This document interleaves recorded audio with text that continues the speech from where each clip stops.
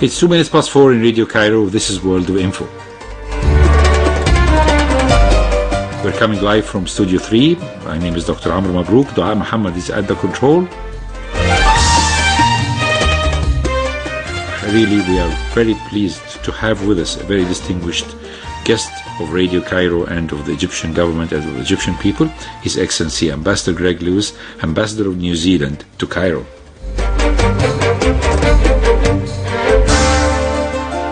He was so kind enough to come again to our radio program. He came here 2 years earlier, where we talked a lot about his assignment in Egypt and his hopes and aspirations for building more on the Egyptian and New Zealand relations, and it was a beautiful talk.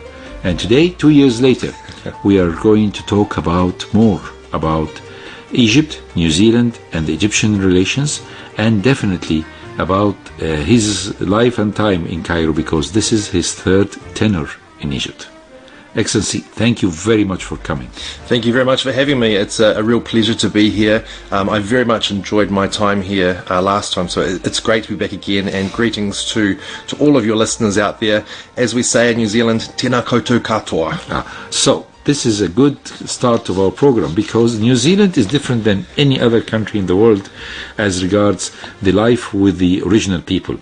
We know, of course, what happened in North America, Middle America, and of course Latin America. We know what happened in Australia.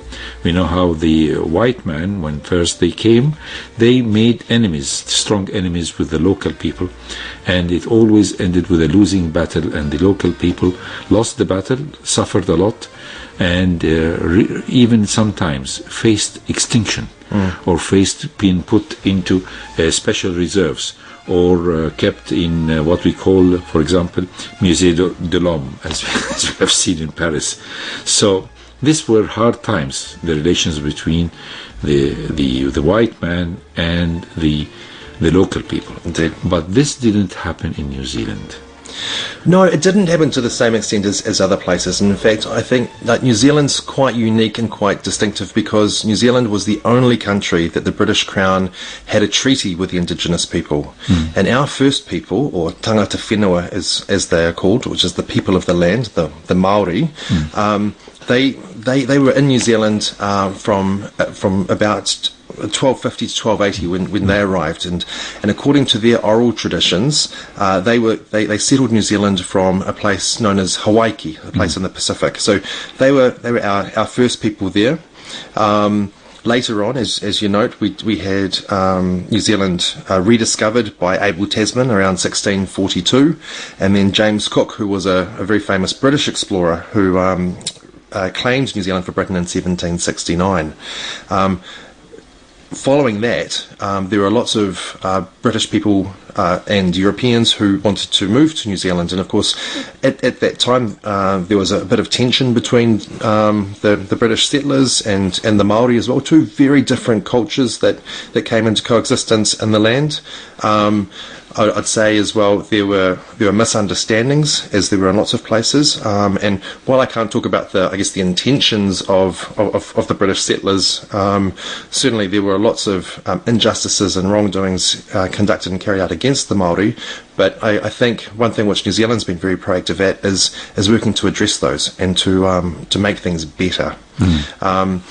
We have a very, very, well, since the 1970s, there's been a very strong cultural reawakening by the Maori. We call it the Maori Renaissance. The development of what they call kohanga reo, or language nests. So trying to revive the language and to make it as mainstream as possible. The Maori language is an official language of New Zealand.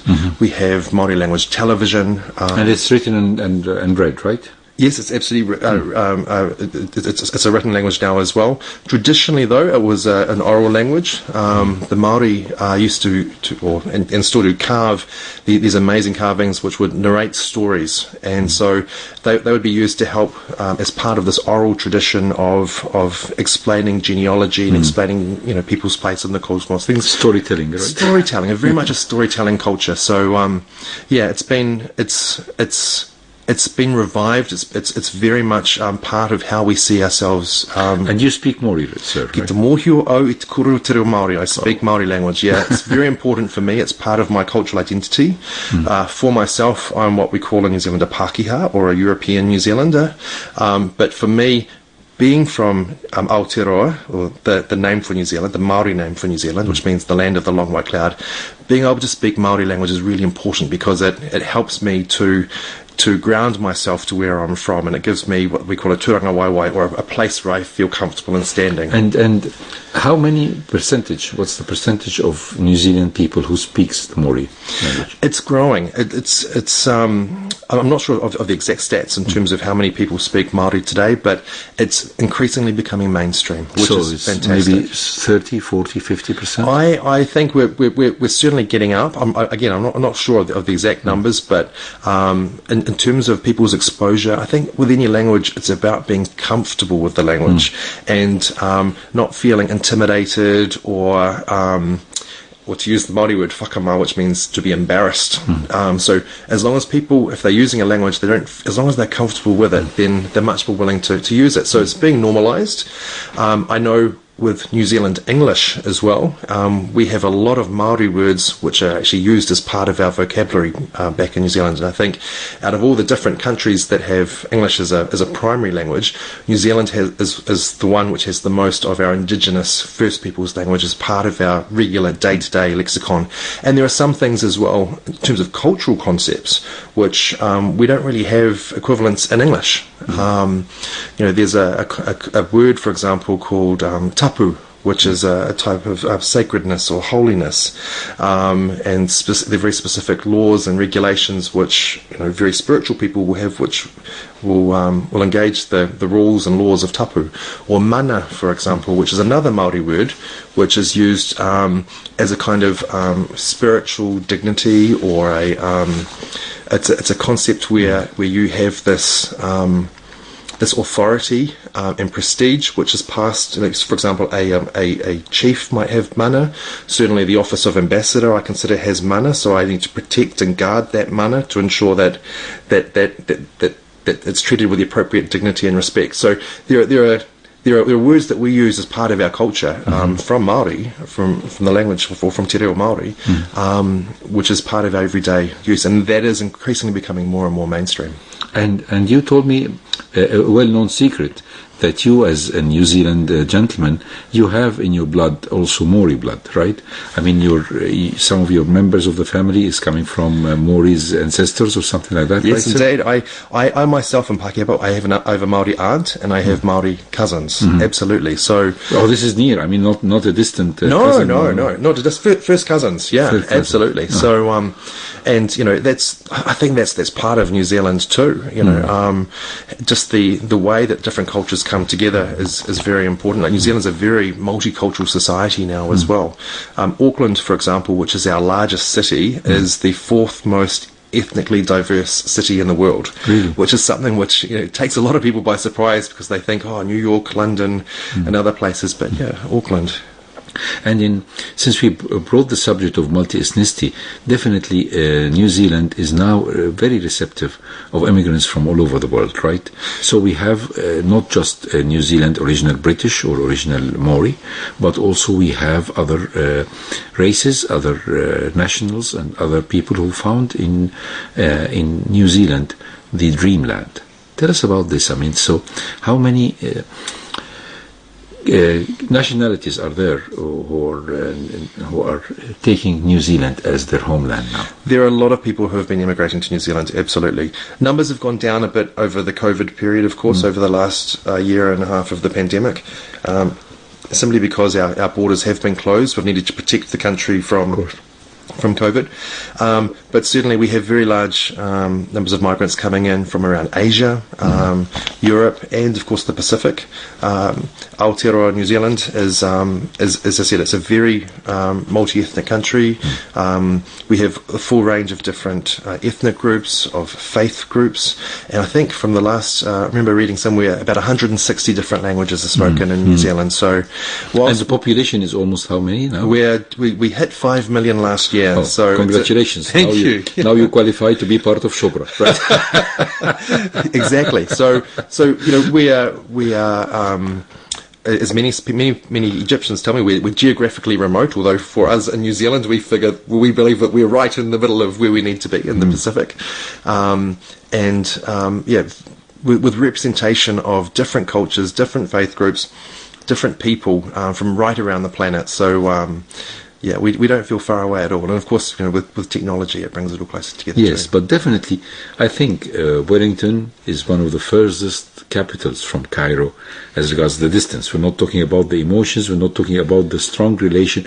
We're not talking about the beautiful amity or friendship that's between Wellington and Cairo. I will bring that subject later on.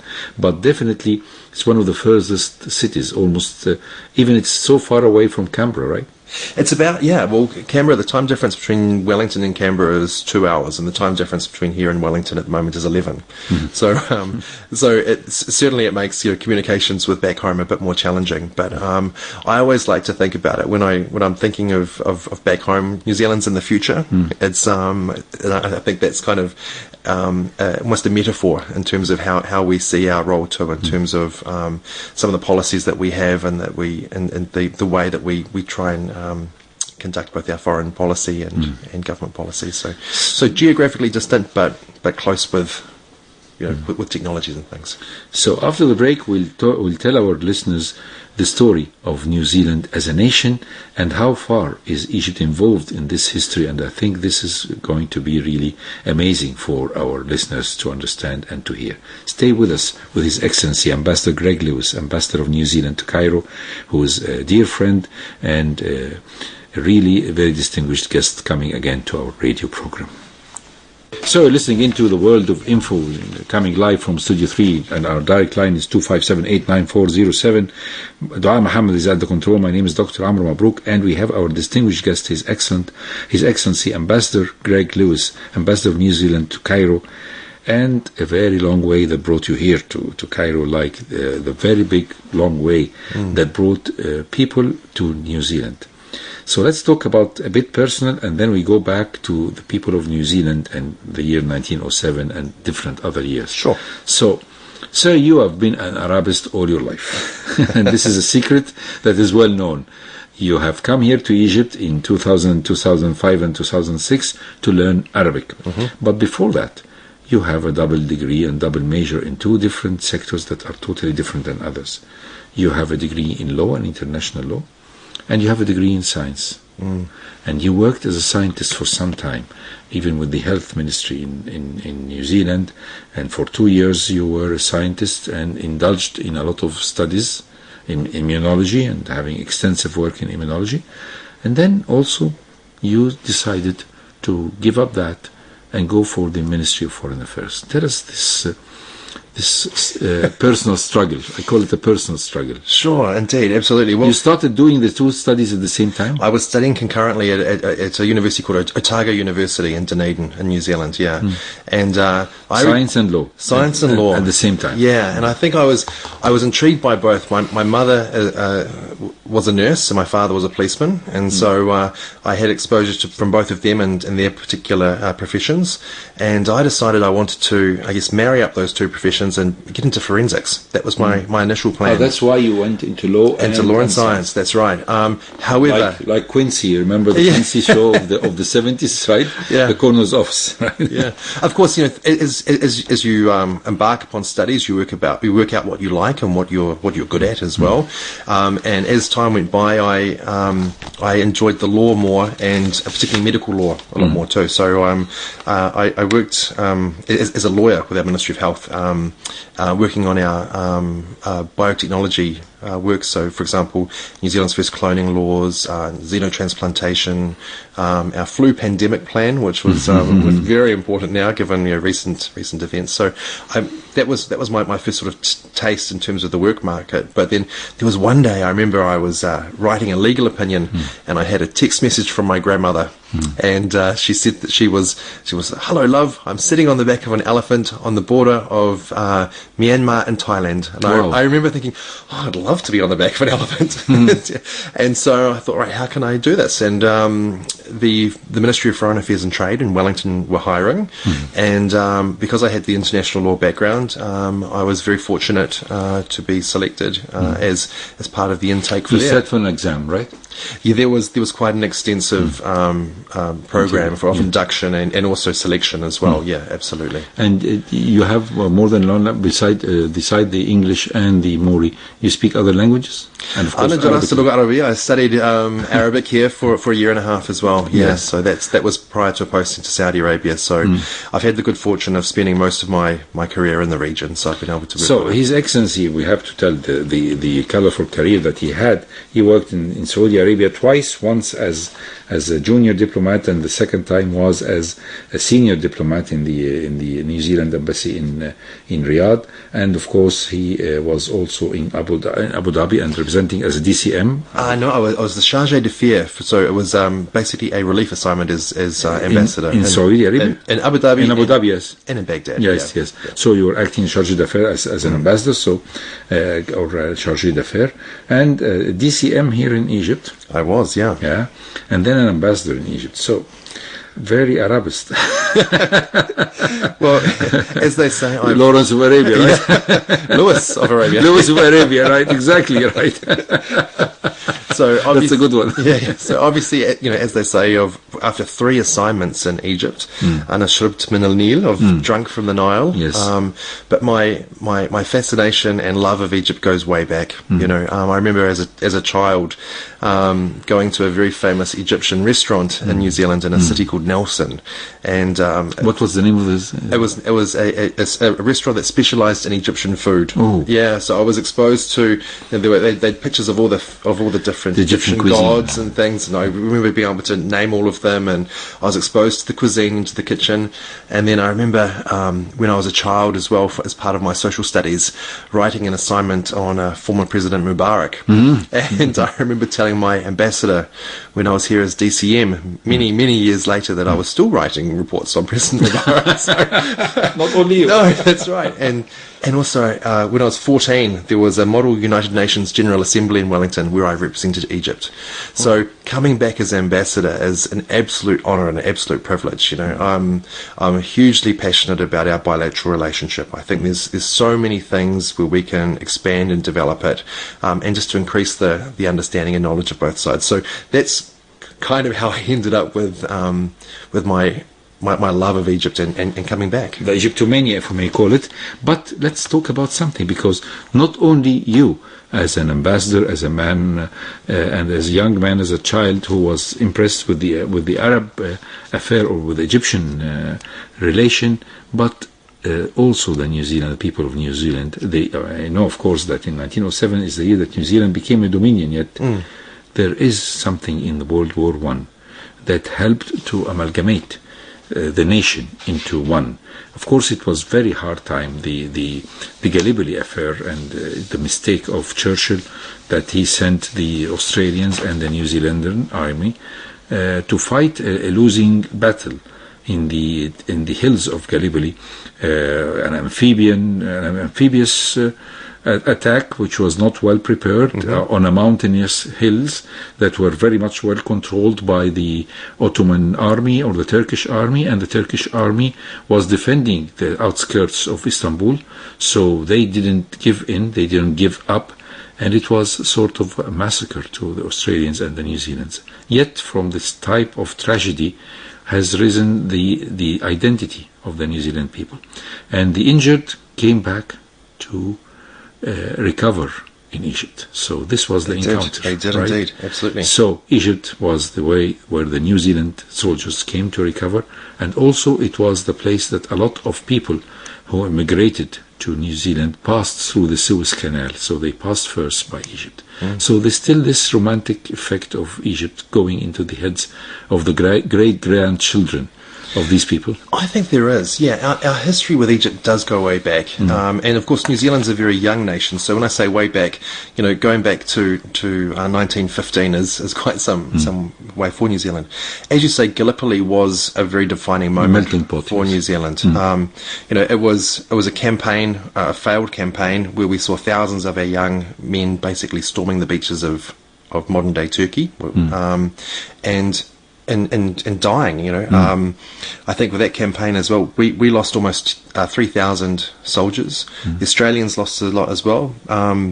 There were other nations fighting as a part of Gallipoli too, like the Great Britain, Ireland, France, India, and Newfoundland, Canada. And Egyptians, don't forget, yeah, they of were course. the carriers of Absolutely right, yeah. Yes. So, and in terms of that particular campaign, on April 25th in 1915, the Anzacs went ashore. They unfortunately went to the wrong cove. They were 2 kilometres north of where they should have been, and it was an absolute tragedy. But arising from that battle, though, it was the people who fought there, and many who died there, they fought valiantly, they fought bravely, they showed courage, and I think those are qualities which both, particularly New Zealand and Australians, have really embraced as part of our national identity. So I think a lot of people say that Anzac Day was the day we grew up, the day that nationhood was established, that we got our self-identity and became modern, states in terms of a self-awareness of ourselves.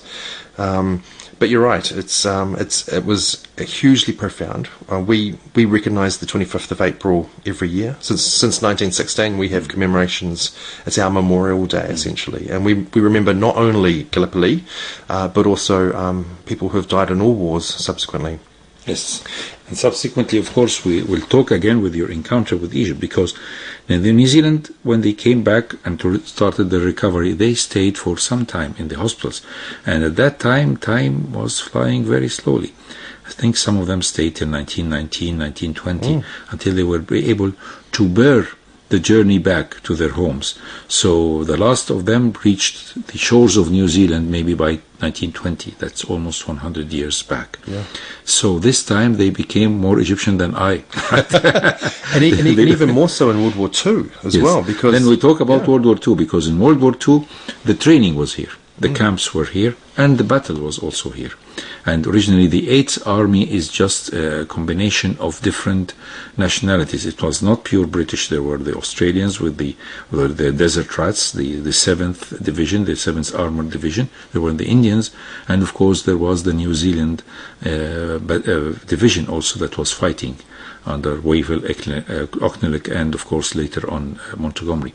So they were stationed in Maadi. Right? They were indeed. And they had one of the milestones that was built. Unfortunately, it was brought down in 1961, but it's still, I can see the pictures of it, of the New Zealand division that was training in Maadi, right? And the division that was there, like in World War II, New Zealand actually had 77,000 New Zealanders pass through through Cairo. Yes. In fact, at some points during the Second World War, New Zealand had the largest military component based in Egypt, based in the Cairo. 8th Army, right? Yeah, and it's and of course those 77,000, a lot of them, well, most of them, well, many of them, that when they went home, they took their stories of Egypt. Yes. They took their memories, and I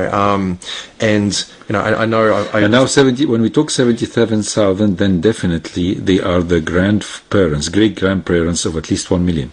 Well, exactly right. Right. I definitely, you are one of them. Definitely. I am indeed. My great-grandfather, he was in Ismailia. Yes. So, I remember a few years back, I had my family came to Egypt, and we went up there just to see the place and to remember. There's a big him cemetery as well. that belongs to the First World War over there in Ismailia. First War, not the Second. Mm-hmm. Yeah, absolutely, and of course we have the 2 Commonwealth war graves, which are so beautiful here in Cairo as well, from people from that war too. So right next to my home, you know that. Hopefully they're good neighbours. Yes, definitely. You can never hear a sound. Yeah, over there. but one of the things I think as a legacy from the World War II was that people took this knowledge and this experience of Egypt back to New Zealand, and those stories were passed on to their children and on to others, which has continued this fascination and a almost a spiritual linkage to the country. I remember during my secondary schooling days, there's a very, very famous secondary school rowing regatta in the South Island of New Zealand called the Maori Cup. Oh, yeah, and it's the trophy itself is a propeller from a plane that was here at that time.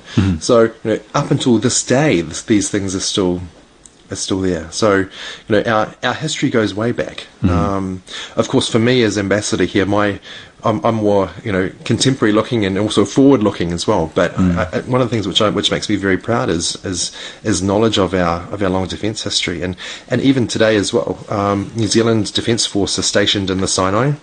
We've got 30 the MFO. With the MFO, and New Zealand currently has the honour of having the force command of the 13 troop contributing countries that are over there. So we're very grateful. How many troops do you have? You have a battalion or what? We have 30 NZDF, 30 New Zealand Defence Force, and then of course the force commander as well. So we're very grateful for the confidence that the Egyptian government and the Israeli government have put into New Zealand to lead that effort over in the Sinai. So before we leave this rich period of your life about learning Arabic and how the Egyptian or the Arabic trait has embedded you unattentively by time, and then it possessed you, as we can use the expression. So do you have any memorable stories of your time learning the language? And do you have any advice for listeners who might be studying Arabic here in Cairo? I think Arabic is a challenging language, absolutely. And I think you need to be kind on yourself. I was studying with a colleague at the time, and we used to refer to it as Mount Arabic because it just felt as though we were continually climbing. But every now and then you'd look back and you think how far you'd come, and that was reassuring. The stone falls and you go get it again. Yeah. Well, and the thing is, one of the great things about Egypt is, there is the opportunity to practice the language. I engaged with language exchange with people, would speak in English for an hour and then in Arabic for an hour. I had very kind and tolerant teachers, I guess, as well, who were very patient with me as I came to grips with Egyptian grammar, with Arabic grammar.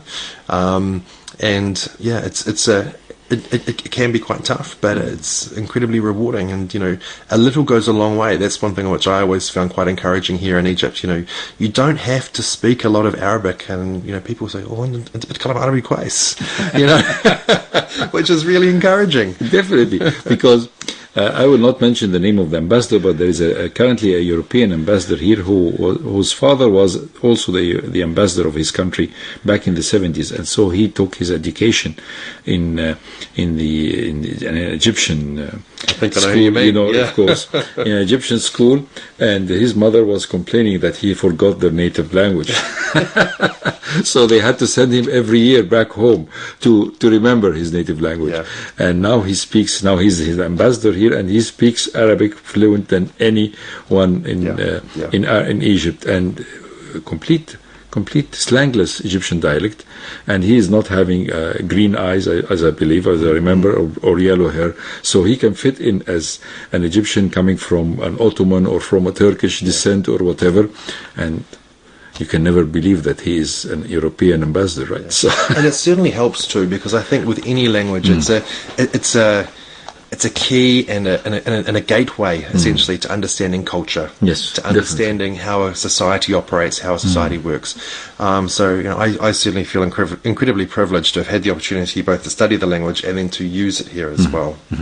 And I think the more you practice, the more you get more comfortable with that, right? Exactly right. Yeah, for sure.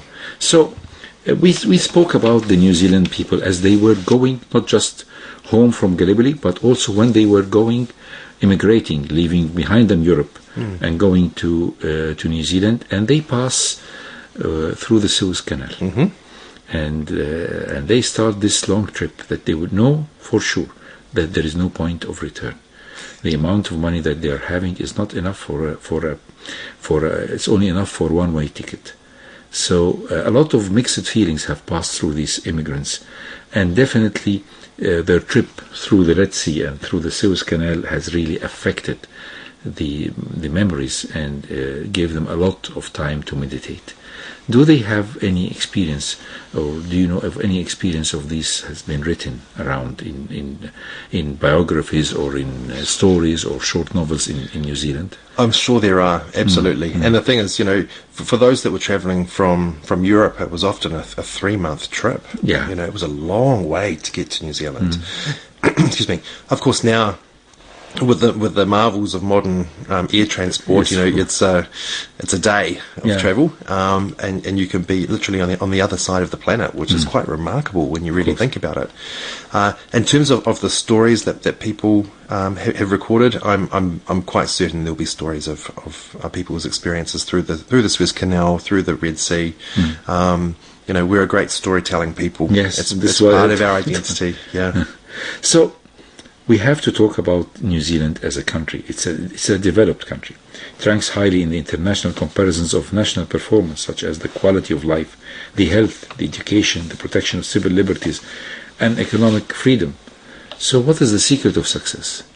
Well, I think New Zealand, as you say, we're an open and we're a transparent country, high adherence to rule of law, and I think amongst the New Zealand population, I think there's a really strong social contract, and I think we've seen that most recently over the pandemic, as New Zealand has united against COVID, and we were very, very successful during that, because the country essentially adopted, to coin a Maori phrase, he waka iki noa. We're all in this together.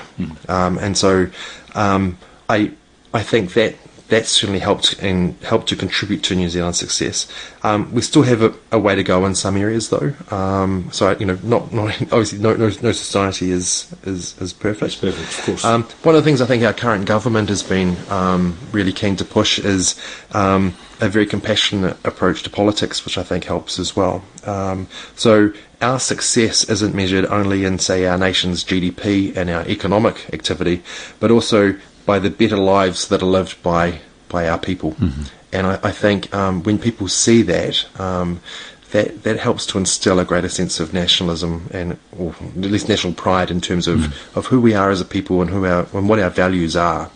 So I think that's certainly helped too.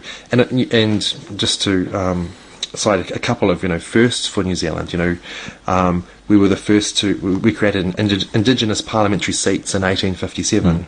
First to give women the vote in 1893, advocated for the 8-hour working day in 1840. We're one of the first to have state-funded old age pensions in 1898.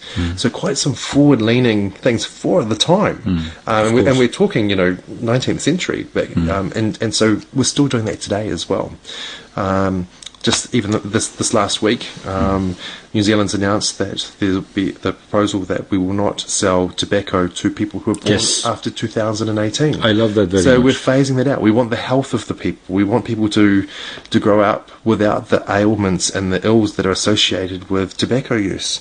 With our Foreign Minister, the Honourable Nanaia Mahuta, she's just returned from an overseas trip, and she's been working to negotiate a new Indigenous economic agreement, so to promote and to strengthen the economic empowerment of our first people, of the Maori. So, I think we are quite brave. We do a lot of firsts, and quite often. Some people sort of refer to New Zealand as almost a social experiment in some respects, to see what works and what doesn't. But I must say, we hit the mark quite well, if I can say that without sounding arrogant. Yes, of course.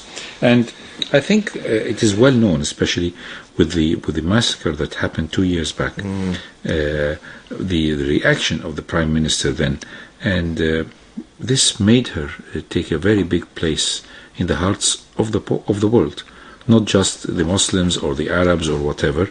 The way that she has worn a scarf, the way that she has shown her solidarity with the people, tends to give an image of the politicians and of the governing authorities in New Zealand that they are approachable and reachable by the whole people, and they are living a very modest life, acting as the humble servants of the people, right? If this is what we got from the media, is this true, right? I would like to think that, absolutely. And I think, the Prime Minister, following that terrorist attack in New Zealand, she was able to channel the thoughts and the feelings of the nation. I remember seeing that footage on television, and being so far from home, especially being in Egypt, which is this was a very bitter day Muslim for you. country, was very challenging. Yeah. I remember there were lots of tears in our embassy because our Muslim community is part of our community. They are our brothers and sisters. Yes, of course. We don't see an us and them type approach to things. We're all together in this. But the Prime Minister, she was able to, I think, reflect what we felt, and I think it was a turning point. Very emotional. I mean, something like this terrible tragedy that turns up to give a model for the whole world of how a nation and a country and a government mourns for the deceased, and at the same time condemn not just by official words but by real thoughts of solidarity and of empathy with the people who lost their lives or the people who lost their loved ones. I think this was a very good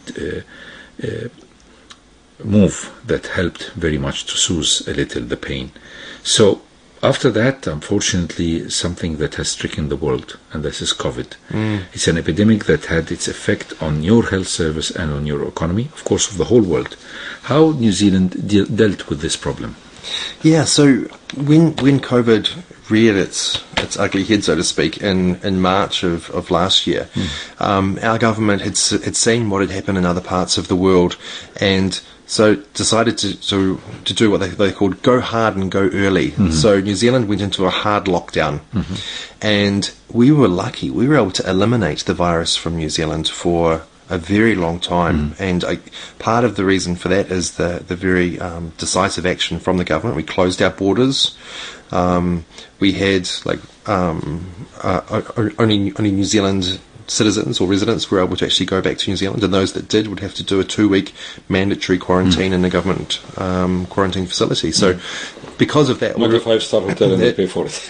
Well, we had to pay for it, but it was a means of ensuring that those who were coming in weren't bringing in the virus. So you're one of them, of course. You suffered. I had 14 days in quarantine in New Zealand. Absolutely, earlier this year. But the thing is, what we were able to do, though, so for a long period of time, once we eliminated it after our initial lockdown period, New Zealand was virus-free. Very strict measures to get in, and there were lots of Kiwis, as we call ourselves, the Kiwis who wanted to get home, and there weren't enough spaces in quarantine as well for them to come back. But fortunately, at least because we had that quarantine, we were able to keep New Zealand safe, and we were able, and whilst the rest of the world was very challenged with the virus, this was a period of time when the research was happening for the vaccine, and so now we're in a really good position where we can vaccinate our people from the virus. Unfortunately, in August, Delta got in, and of course Delta was a lot more virulent than earlier strains. And so now we do have community transmission in New Zealand, but in terms of the impact on New Zealand, we've had, I think it's 48 people who've died from corona. And 50.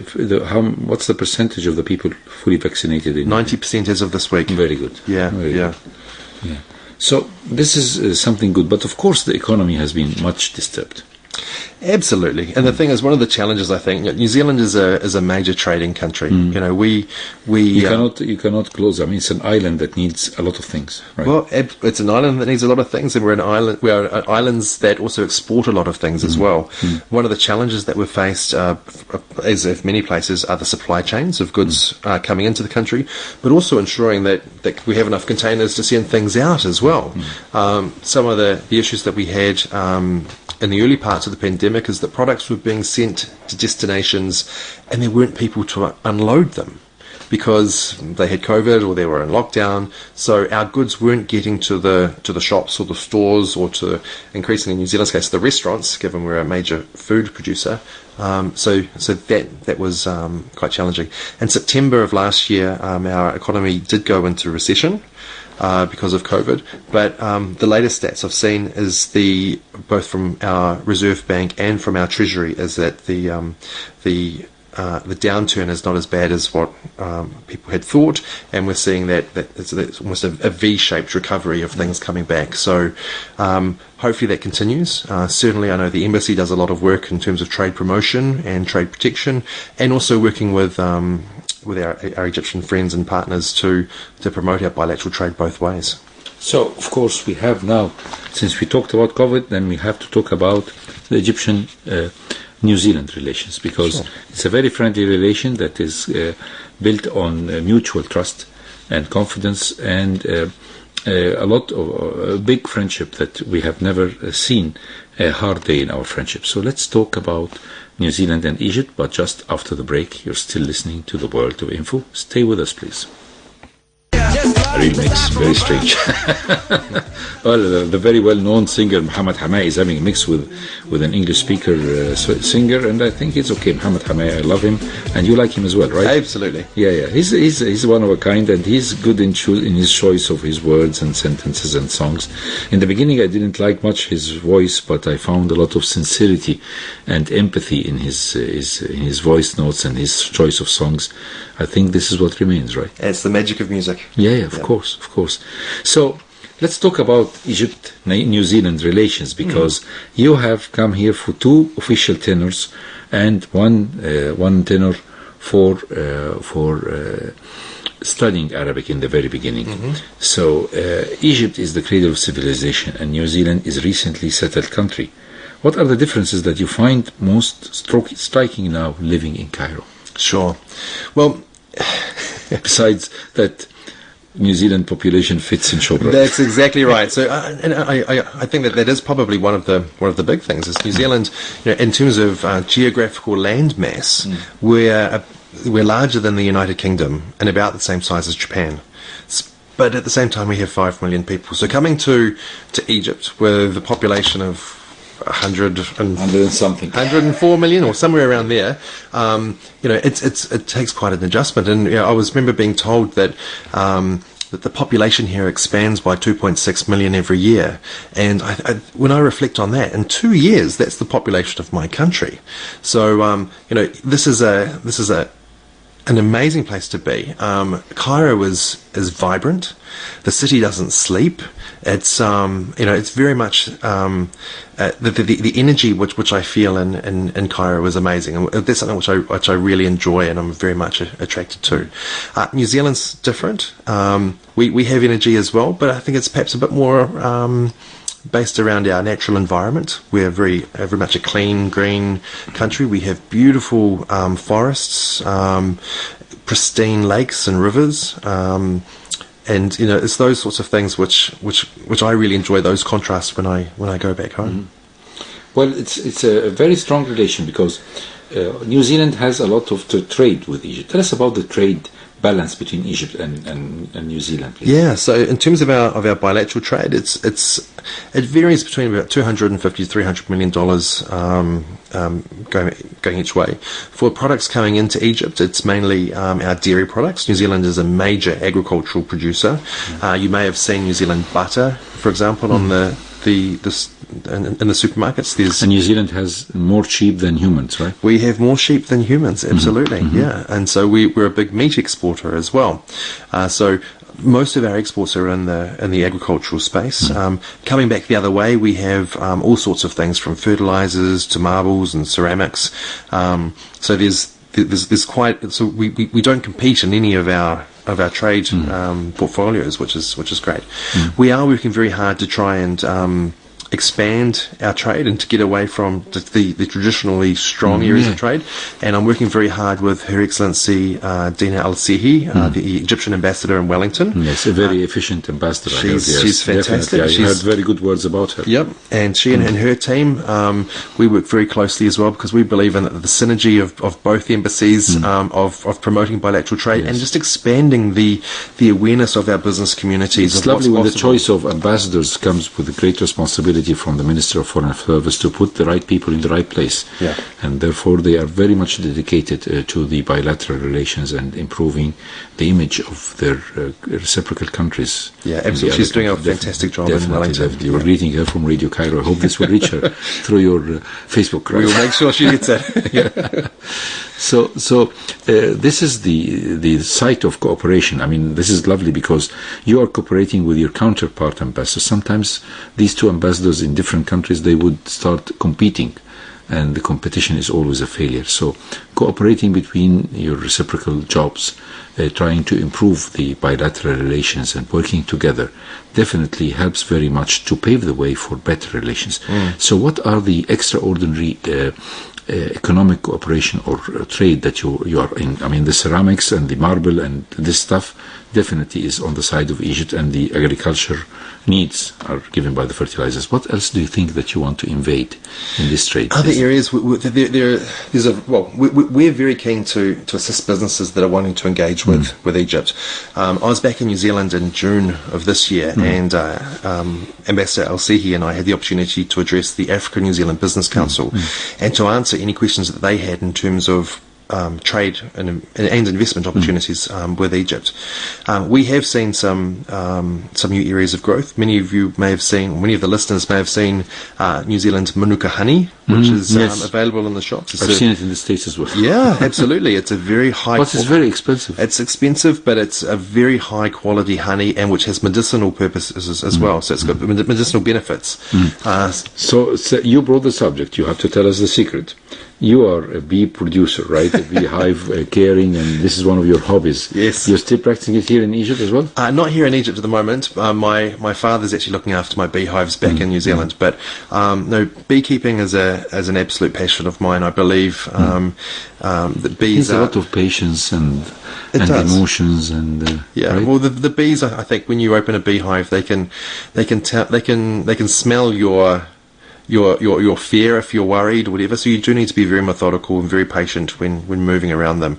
So it's a very calming type exercise. But I do it for the environmental impact as well, because bees are an integral part of our ecosystems. They're very important in terms of food pollination as well. And unfortunately, around the world, we're seeing hive collapse in a lot of countries, including in New Zealand, where there may be, say, for example, varroa mite or other pathogens that are killing hives. So I think if anything that anyone can do to help protect our bee communities or our bee, our populations, I think it's important. Planting. So you produce sometimes honey that's for your personal use and your friends' use, or what? Exactly right. Yeah. So that's what we do. Yeah.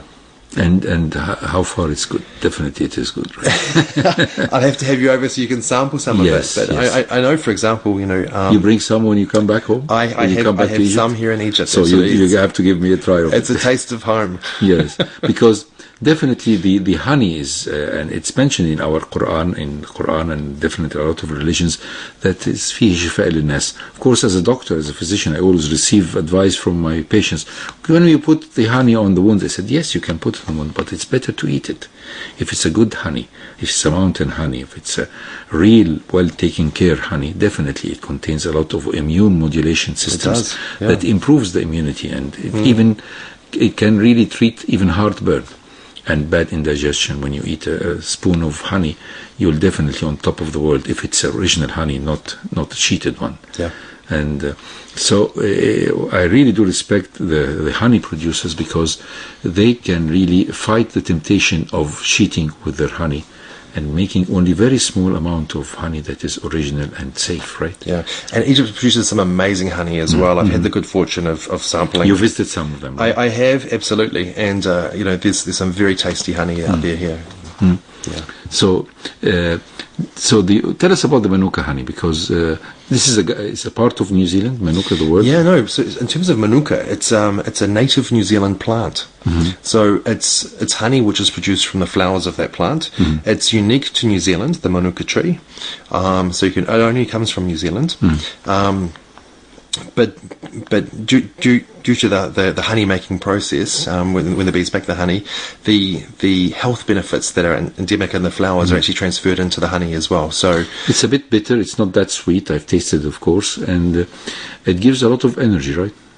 I think any honey gives a lot of energy, but yeah, absolutely. But it's the microbial and I believe antiviral properties of the Manuka honey which makes it so special and so highly sought after. And I found it here in Egypt on sale, and I found it in the United States as well. So they are producing a big amount of some of this, right? Well, in terms, my understanding that it'll be exported from New Zealand to the United States.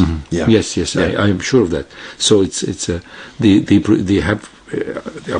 How big is this? The crop, is it big enough? It's big and it's growing as well. I think one of the things, even within the past year and a half with the pandemic, a lot of people have been turning to all sorts of different remedies to try and stay well and to improve their immunity.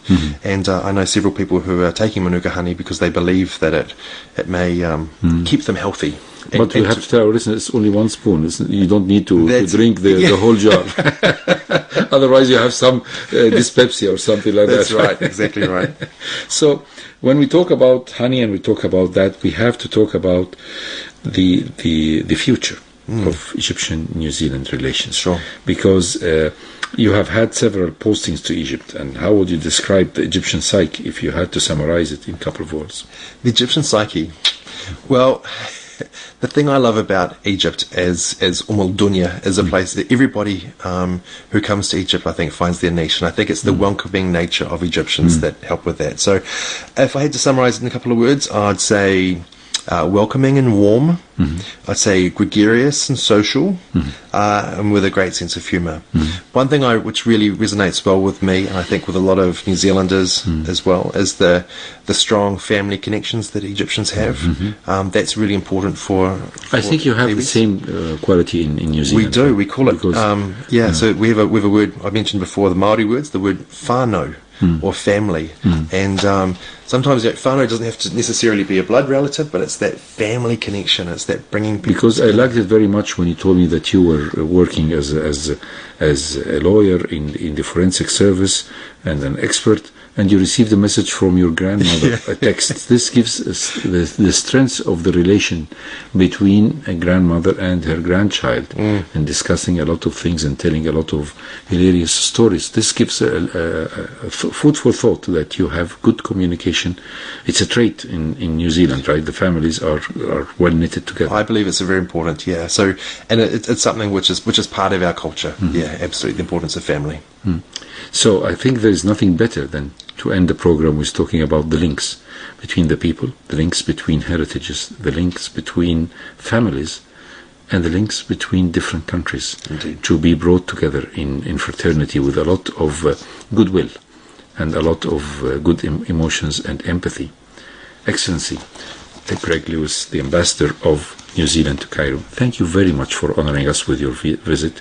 Thank you for honoring us with a lot of food for thought. Not just talk about economics and politics, but food for thought. Kia ora, as we say, thank you very much. It's been my absolute privilege to be on the program today, and greetings to all of your listeners from the team at the embassy. Thank you, sir. So this was the World of Info, coming live from Studio 3 with Dr. Amr Mabrouk and Muhammad at the controls, and His Excellency Ambassador Greg Lewis, Ambassador of New Zealand to Cairo. Kia ora katoa. See you next week.